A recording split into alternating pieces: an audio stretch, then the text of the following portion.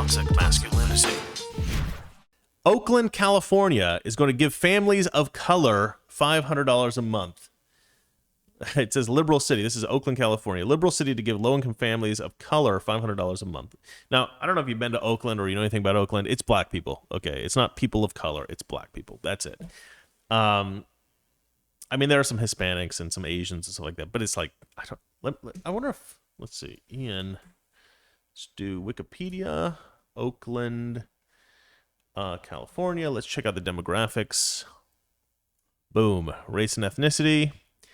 Oh, look, actually, there's quite a few white people in Oakland. I didn't realize that. Black alone. Is this Oakland? Oakland's population? Okay, so I guess it's a lot bigger than I thought it was. I know of Oakland only from the stereotypical stuff in the media. So I guess other races is quite a big chunk. We've got two or more races. Okay. Pacific Islander is a sliver.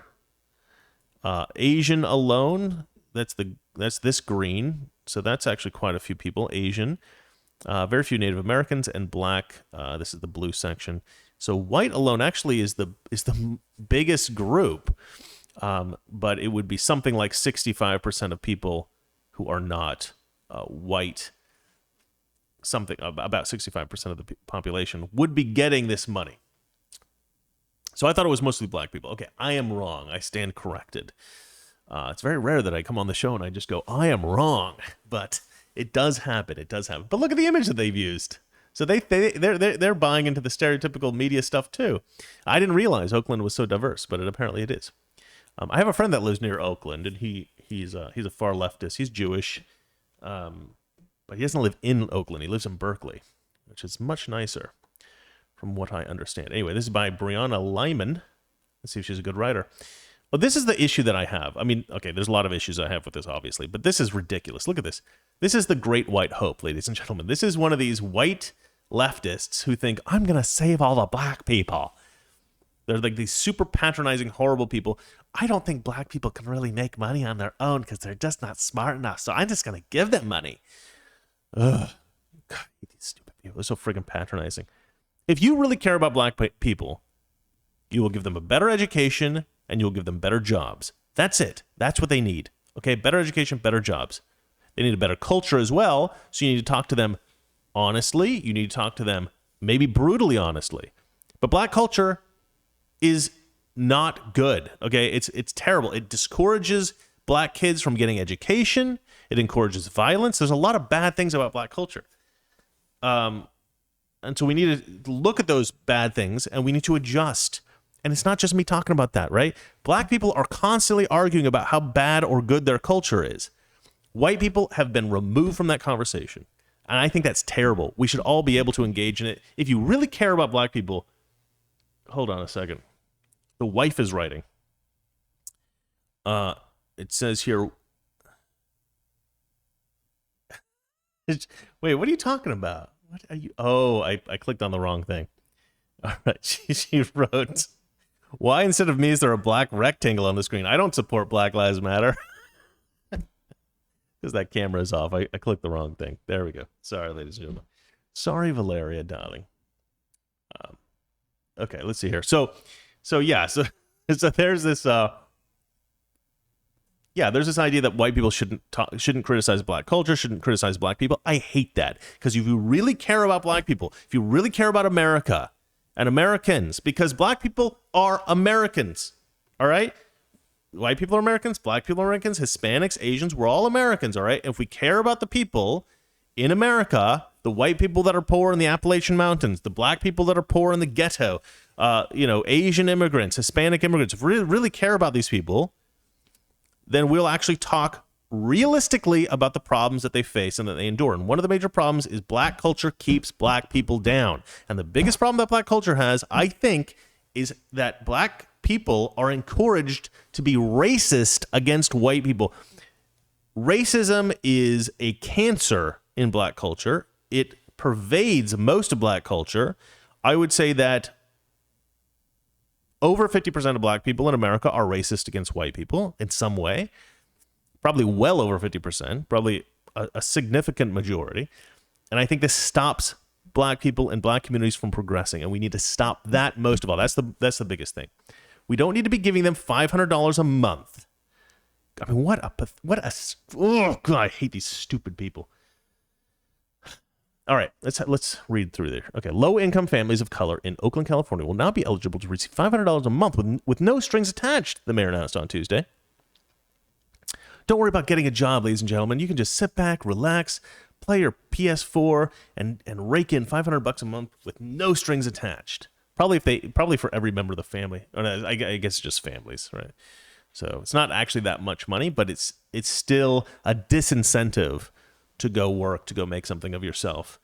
We need privatization of schools. Okay, privatization of schools would completely revolutionize the education in this country, and it would fix a lot of what's wrong with the disproportionate number of black families that are poor, I think. All right, Democrat Mayor Libby Schaaf. The worst thing is she's German. That's a German name. I'm German. You're a disgrace to the German people, Libby. And Germany's kind of a leftist country as well, which is so just disgusts me. But it might be Dutch. Maybe she's Dutch. I don't know. Said the city would be hosting one of the largest guaranteed income pilot programs in the nation that will give 600 families who are either black, indigenous, or people of color with low income $500 a month for at least 18 months. Okay, so it's only 600 families. That's actually not that much money, but I still don't like the idea. But we talked about earlier that in Portland, they're talking about, or in Portland, in Oregon, where I'm from, they're talking about giving black people, I don't remember how much it was, just an insane amount of money for reparations. They want to give black Oregonians reparations. God, I just want to, I just, leftists are so horrible. They're just so horrible. Okay. There's these elitist snobs who think that they're good people by handing out other people's money as charity. You know what, black people? We're just going to give you money because we're such good people. Oh, no, not my money. These people's money. I'm going to give you their money. How about this? This is my proposal. I propose this all the time.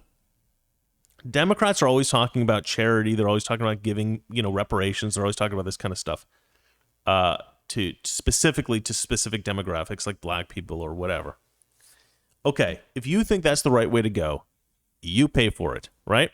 We have one tax for Republicans. We have one tax for Democrats. Democrats pay this like enormous tax because that's what you guys say that we need as a country. That would be fair. So go ahead and pay it. I'm okay with Democrats paying a super high tax. You guys pay your 90% tax or whatever it is that you think that you need to pay. Republicans, because we have a different strategy, we believe that there's a different, we believe that wealthy people can potentially create jobs for other people if they're business owners or whatever. And so we don't think wealth is necessarily bad. And so we'll just keep our money and we'll keep investing it in, in the country, in products and services, in the population, hiring people, as we see fit. We'll do that, and you guys do your strategy of just handing out all your money, all right? That's fair. That's what you guys think. That's what we think. Let's split it up. Democrat tax system, Republican tax system. Done. Beautiful. Everybody's happy. Okay. So Schaaf, this German white woman, says the poverty we all witness today is not personal failure. It's a systems failure, she says in a statement. Guaranteed income is one of the most promising tools for systems change. Racial equality. Good Lord. Racial equity is what she means. And economic mobility we've seen in decades. It's the most promising, she says, in decades. I'm proud to work with such committed local partners to build a new system that can help undo centuries of economic and racial injustice and to point us towards a more just society. Oh, man. Low income is defined as being below 50% of the area's median income, which is approximately $59,000 per year for a family of three. According to the mayor's office, half of the spots are reserved for very low-income families who earn 138% below the federal poverty line. White households in the city make an average of 3 times more than black households, according to Oakland Equity Index. Equity. So here's the problem with equity, guys. I'm gonna go on a little rant about equity real quick at the end of the show here. So here's the problem with equity. I was talking to my brother about this last night. Equity is not equity. right? Because equity is about making everybody equal. Making everybody equal. So we need equal representation in every aspect of humanity. So we need to make sure there's there's 13% of the population is black, right? So 13% of engineers need to be black. 13% of airline pilots need to be black. 13% of billionaires need to be black in America. 13% of authors need to be black. 13% of basketball players should be black, right? Because we don't have equity in the NBA, do we? We certainly don't have equity there. The players are almost all black, right? Let's maybe make it 13% because that would be equitable. But then we've got to make sure that the handicapped people are represented. So whatever percentage of handicapped people there are in the public, that needs to be the number of basketball players that are handicapped. We need to make sure because of equity. Midgets, little people, dwarves.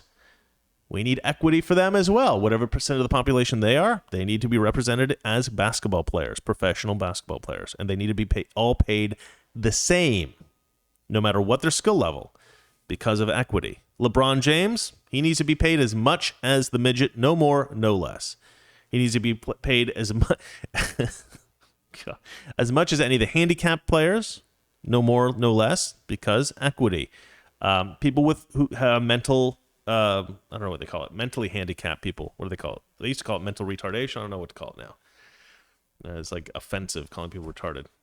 But those people need to be. People with Down syndrome need to be represented. Whatever percentage of the population is, that's the percentage of professional athletes with Down syndrome that need to have representation in the NBA or any other professional sports because equity.